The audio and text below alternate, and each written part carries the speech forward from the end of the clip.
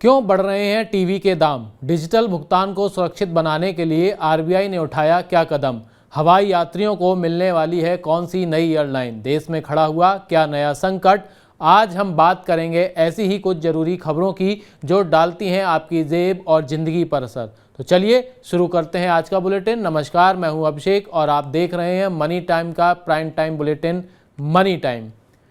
नया TV, laptop या फिर स्मार्टफोन खरीदने वालों को अपनी जेब ज़्यादा ढीली करनी होगी, क्योंकि ओपन सेल महंगे होने के साथ टेलीविज़न निर्माताओं ने भी अपनी कीमतें बढ़ाना शुरू कर दिया है। जल्द ही लैपटॉप और स्मार्टफोन की कीमतों में भी बढ़ोतरी देखने को मिल सकती है।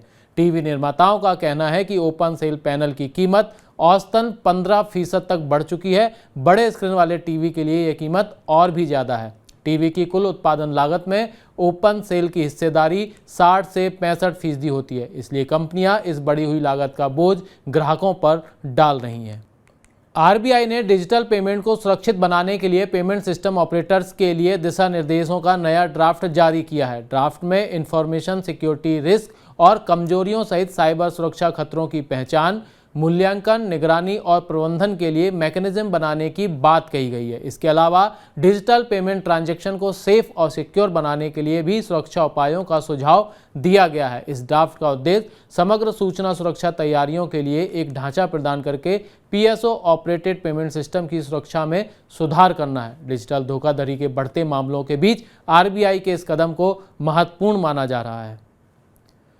सरकार ने खाद्य तेल कंपनियों को तत्काल खुदरा दाम घटाने का निर्देश दिया है। अंतर्राष्ट्रीय बाजार में खाद्य तेलों के दाम में आई गिरावट के बावजूद देश में महंगा खाद्य तेल बिक रहा है। इस पर खाद्य मंत्रालय ने तमाम प्रमुख खाद्य तेल कंपनियों के साथ बैठक की। इस बैठक में कंपनियों को 8 से 12 रुपये प्रति लीटर तक दाम घटाने के निर्देश सरकार की ओर से दिए गए हैं। राजस्थान के सरकारी कर्मचारी अपनी सैलरी अब एडवांस में ले सकेंगे। यह सुविधा शुरू करने वाला राजस्थान देश का संभवतः पहला राज्य बन गया है। सरकारी कर्मचारी अब राज्य सरकार की earned salary advance withdrawal scheme के जरिए एडवांस में अपनी सैलरी ले पाएंगे। इस योजना को 1 जून से सभी कर्मचारियों के लिए लागू कर दिया गया है। यह service integrated financial management system 3.0 के जरिए मिलेगी। इस सुविधा के तहत सरकारी कर्मचारियों को एडवांस सैलरी लेने पर किसी तरह का ब्याज नहीं देना होगा। इसके लिए केवल ट्रांजैक्शन फीस ली जाएगी।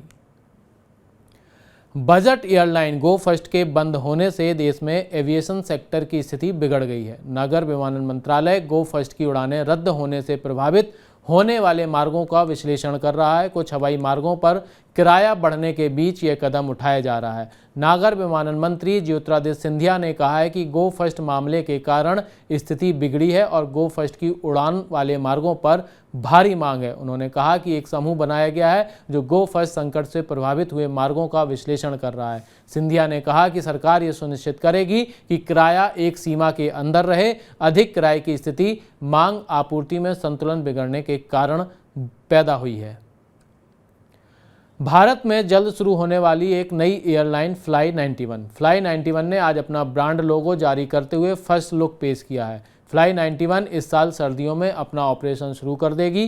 फ्लाई 91 एक रीजनल एयरलाइन है जो पूरे भारत में टियर 2 और टियर 3 शहरों के लिए एयर कनेक्टिविटी उपलब्ध कराएगी। नई एयरलाइन के शुरू होने से मांग आपूर्ति के बीच जो अंतर बढ़ रहा है उसे कम करने में मदद मिलेगी।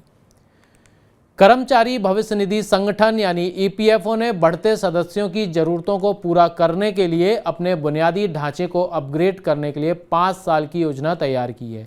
ईपीएफओ का अनुमान है कि उसके सदस्यों की संख्या बढ़कर 10 करोड़ हो जाएगी, जो अभी करीब 6 करोड़ के आसपास है। 5 सालों में बुनियादी ढांचे के विकास पर ईपीएफओ करीब 2250 करोड़ रुपए खर्च करेगा।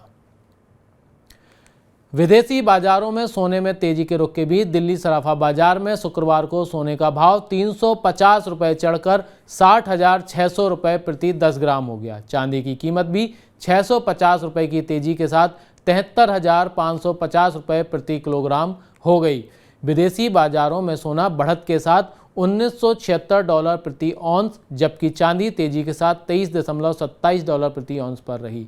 अमेरिकी डॉलर में गिरावट और अमेरिकी फेडरल रिजर्व के अगली बैठक में नीतिगत दर को यथावत रखने की उम्मीद से सोना और चांदी के भाव में तेजी आ रही है।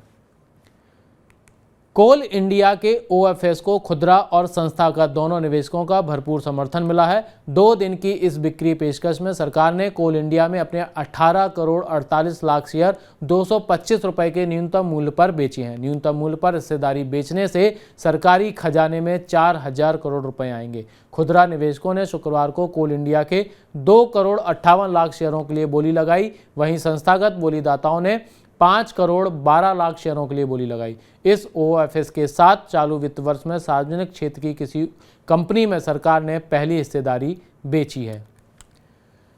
शेयर बाजार में 2 दिन से जारी गिरावट पर शुक्रवार को आज ब्रेक लग गया। मई में मजबूत बिक्री की वजह से ऑटो और मेटल शेयरों में खरीदारी बढ़ने से BSE सेंसेक्स 119 अंक मजबूत होकर 62,547 अंक पर बंद हुआ। लगातार तीसरे महीने मई में GST संग्रह 1.5 लाख करोड़ रुपए से ऊपर बने रहने का भी बाजार पर सकारात्मक असर रहा। साप्ताहिक आधार पर BSE सेंसेक्स 45 अंक और निफ्टी 34 अंक मजबूत हुए।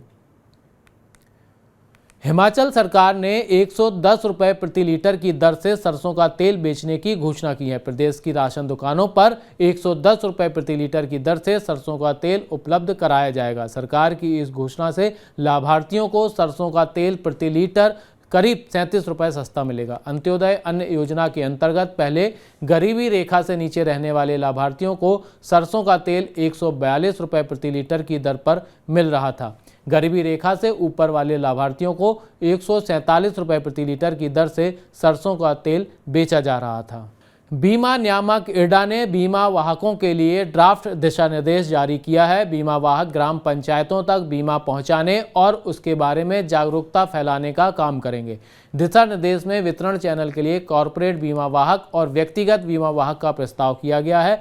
कॉरपोरेट बीमा वाहक कानूनी व्यक्ति होंगे जो संबंधित कानूनों के अनुसार पंजीकृत होंगे और बीमा कंपनी की तरफ से नियुक्त किए जाएंगे। व्यक्तिगत बीमा वाहक बीमा कंपनी या कॉरपोरेट बीमा वाहक की तरफ से नियुक्त कोई भी व्यक्ति हो सकता है। तो ये थी आज की तमाम बड़ी खबरें। ये खबरें क्या असर डालती हैं आपके जीवन पर, कमेंट सेक्शन में जरूर हमें बताएं। अगर आप पर्सनल फाइनेंस से जुड़े किसी खास मुद्दे पर जानकारी चाहते हैं तो वो भी कमेंट सेक्शन में आप हमें बता सकते हैं। उम्मीद है आपने Money9 के ऐप को डाउनलोड कर लिया होगा और आप Money9 की वेबसाइट से जुड़ चुके होंगे। अगर नहीं तो फौरन Money9 के ऐप को अभी डाउनलोड करें और Money9 की वेबसाइट पर जाकर वहां अपने काम की खबरें पढ़ें। फिलहाल मुझे दीजिए इजाजत। अब नई खबरों के साथ आपसे होगी सोमवार को मुलाकात। तब तक के लिए नमस्कार।